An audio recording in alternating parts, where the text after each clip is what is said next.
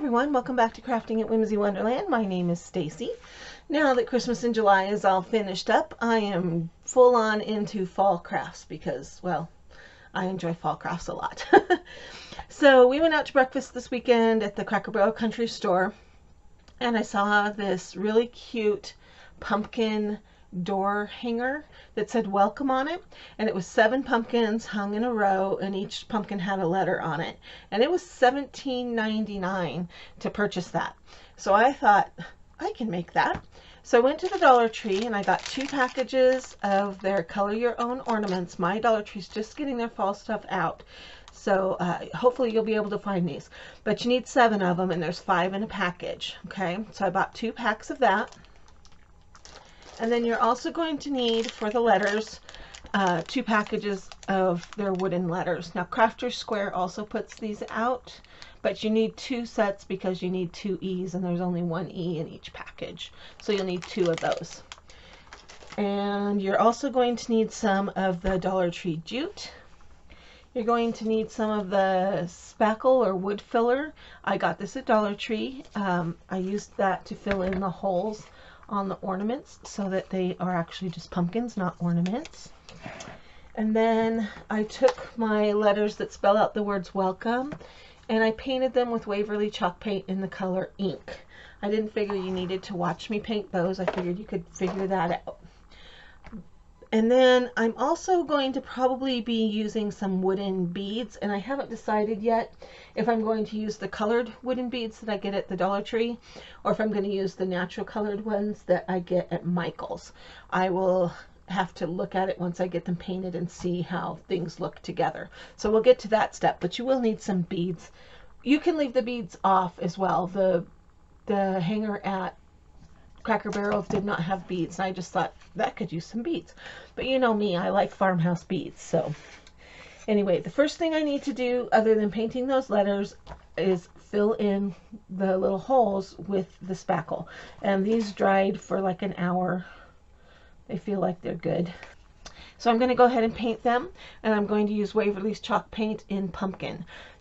Chalk paint is getting harder and harder to find with the pandemic going on. They're not stocking everything as much as they did before. So if you can't find chalk paint in pumpkin, just get some acrylic paint or something that is pumpkin colored. Okay. There. All right, and I am going to paint, that one's a little too big. I am going to paint both sides of the pumpkins, just because I'd like to hang this on my front door, and I just want it to be sealed up. So I'm going to paint it orange and then flip it over and paint the other side, and then I am going to take them outside and spray them with some clear coat to seal them, just because I want them to be nice and weatherproof if it's going on my front door.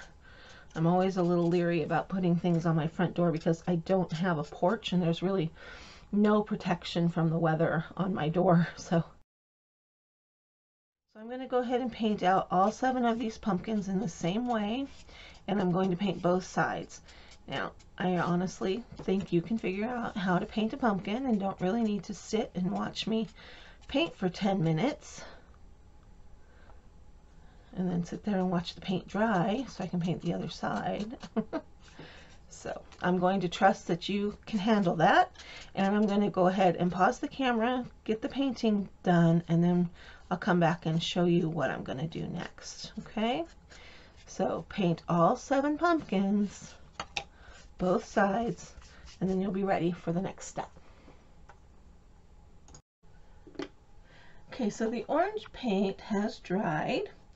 And I am taking a little bit of my Truffle chalk paint, and I'm just making a very watery mix over here in my palette. It's just a plastic plate. And I just need to do a little bit of shading on these. So with a very watery brush, I'm just coming around the edges, putting in a little shading on the side and bottom. Okay.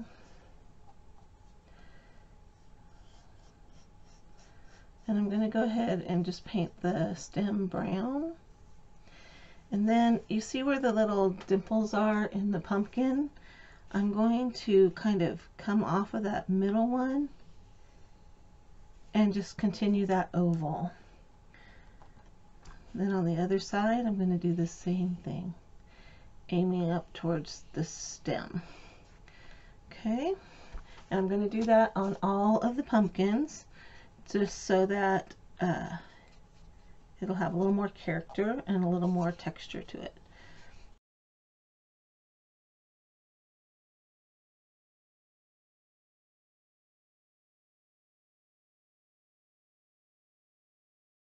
Okay, so I'm going to glue each one of these letters on, but because I am thinking of putting this on my door, I don't want to use just hot glue, because just hot glue, if it gets hot in the sun, could melt and come apart.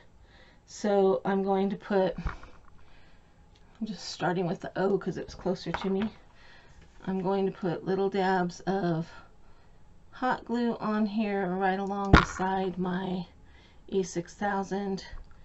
The hot glue will hold it in place while the E6000 cures.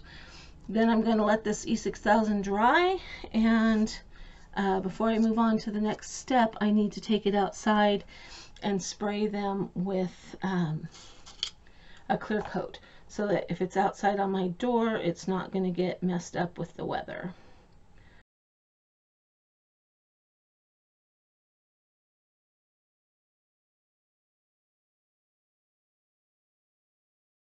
All of the paint dried and the glue dried, and I went ahead and spray painted a clear coat on both sides. I did one coat on the back and I did like 3 coats on the front. I just wanted to protect it. So now we need to put it together into a banner, and it's not going to go side to side, it's going to go up and down. So we're going to start with the W, and we're going to start with some jute. And I've got my hot glue gun heating up. And the way I'm going to do this is to tie a knot. And I've got these little beads. These came from Michael's in an assortment pack, and I think I'm going to use the tiniest ones. And if I line up my pumpkins, I think I can fit, I think we're going to do 3 beads in between each one. So what I need to do is cut my jute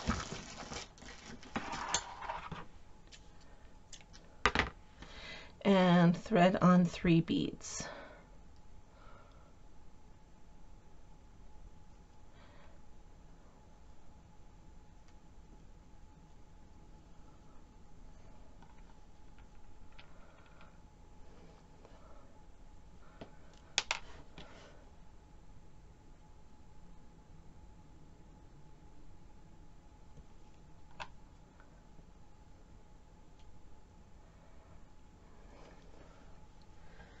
Okay, I'm going to do this a little bit differently.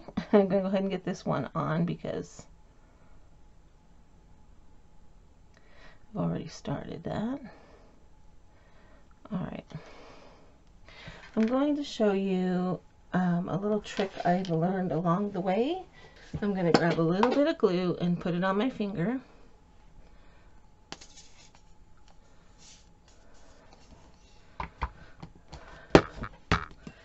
Then I'm going to take the end of my string and I'm going to roll it in that glue that's on my finger. This is, instead of putting tape on it, this just makes it more like a needle and a little bit sturdier. And I'm just going to roll it in my fingers. Once the glue is all dry, I can trim off any little weird strings and trim it a little bit at an angle. Now I've got 7 letters.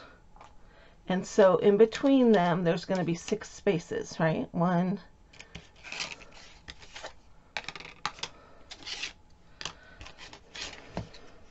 because I won't have beads hanging off the top or the bottom. So I've got 1, 2, 3, 4, 5, 6 times 3 is 18, and I need that twice, for 1 for each side. So 18 and 18 is 36. So I'm going to string, well, 33 because I already have that one. So I'm just going to string a bunch of beads onto one string, and then I'm going to cut it apart to the size that I need.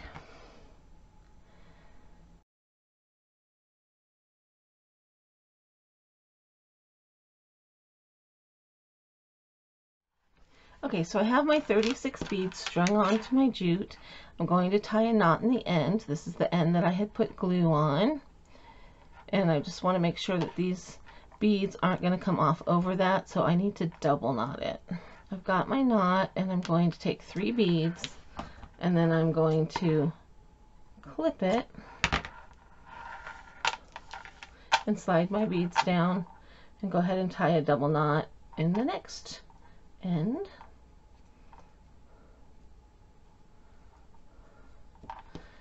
And I'm going to go ahead and tie a knot into this one.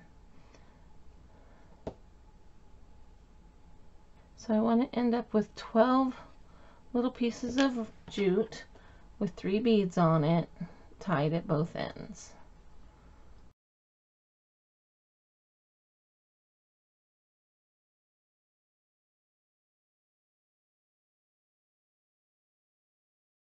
So I've got my 12 strings of 3, and I'm going to make sure I've got the top 2 letters. I am notorious for putting these things in order the wrong way, which is why I usually glue the letters on last, but I needed to seal everything, so W and then the E. So what I'm going to do is put the 3 beads in between,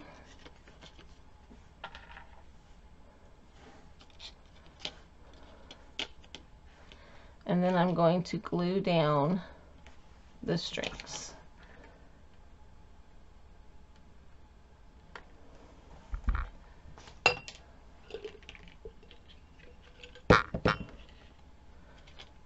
Oh, this one's got a... So I'm going to glue so that the bottom or the top of the first bead is right at the bottom of the first pumpkin.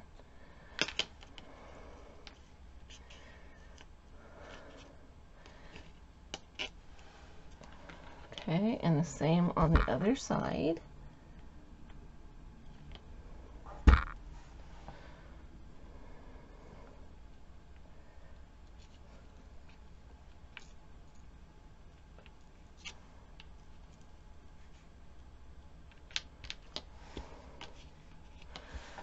Okay, and then I'm going to come down on the bottom pumpkin and glue the bottom of the last bead to the top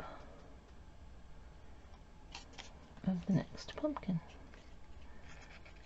And I'll come back and trim up all these strings and everything when I'm all done. And then I need to do the same on this side.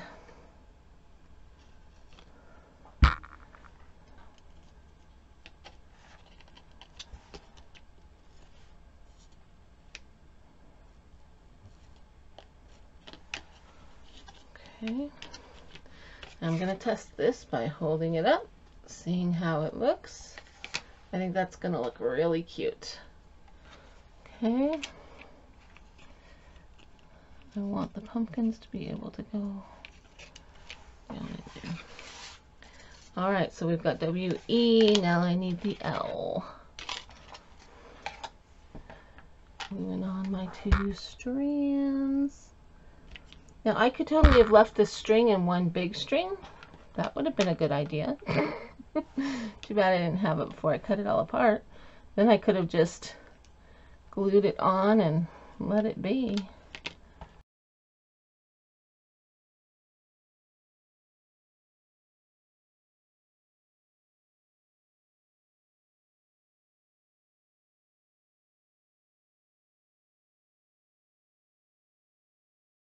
And because I plan on hanging this on my door, well, on the side light beside my door actually, I'm going to want to put some E6000 on this, because if I don't, the sun in the morning here on my front door is really hot.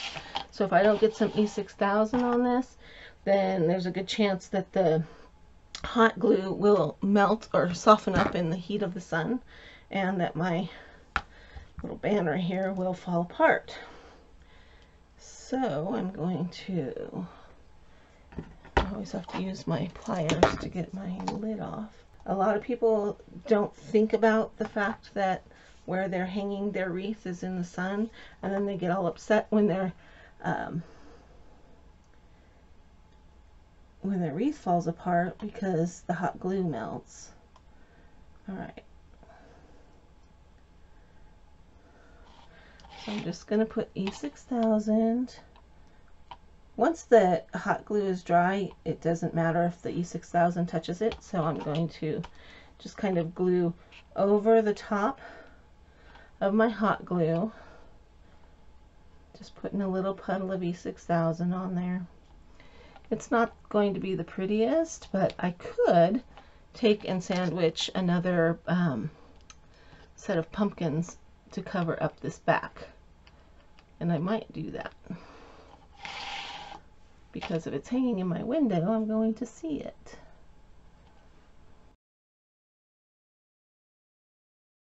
Got the E6000 on. Whew, my room is getting all stinky now.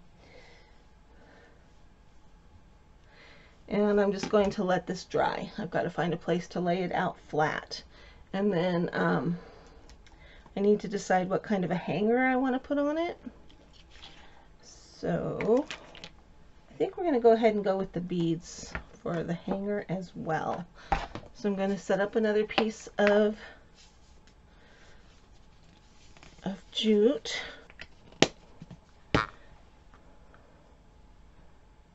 I'll rub some glue on there. I just came up with this idea the other day. I'm like, what else would stick the fibers together? And I had glue sitting there, so I gave it a try. And it really worked out. It was a lot easier to do that than it was to put the tape on the end of it, because the tape made the jute too bulky and I couldn't get it through those tiny little beads. Alright. I'm going to use the same tiny little beads for the hanger. And I don't know how many I'm going to need. I'm just going to thread some on.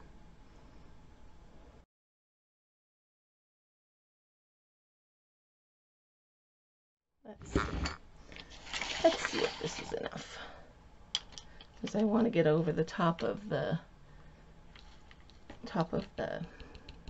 stem. Yeah, I think that's good. Alright, so I'm going to tie a knot. I'm not even going to worry about double knotting it. That wasn't as necessary as I thought.